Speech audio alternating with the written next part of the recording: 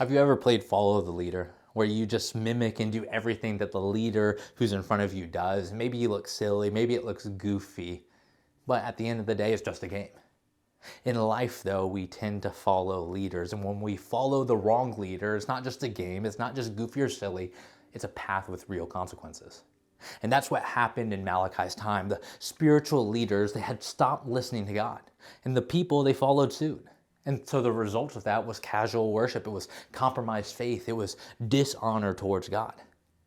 And yet here's the reality. Leadership isn't just for the pastors and the elders, you yourself. Yes, you watching this video, you're a leader. You may not wear a title, but your life is leading someone somewhere.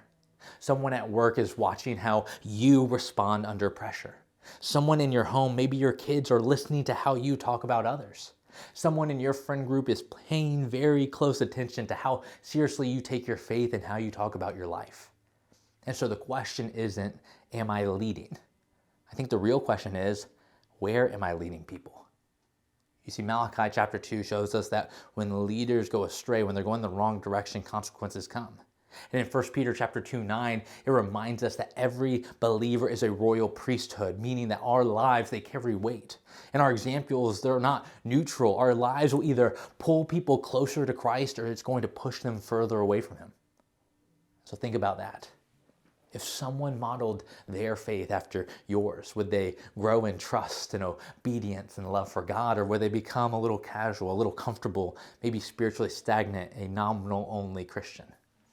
You see, the Apostle Paul, he wrote in 1 Corinthians 11:1, "Be imitators of me as I am of Christ." That's the goal, is to be like Christ. Live a life that points people to Jesus. And so the cool thing is, if you follow Christ, people will see Christ.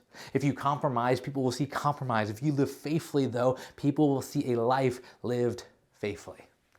And this isn't to put pressure on you because people are watching, but it is to hone in on our purpose, because you and I were chosen to proclaim His excellencies, to live in such a way that people see Jesus when they look at us.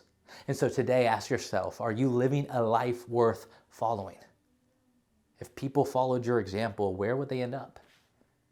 Ask yourself, how can I point people to Christ through my words, my actions, and my priorities?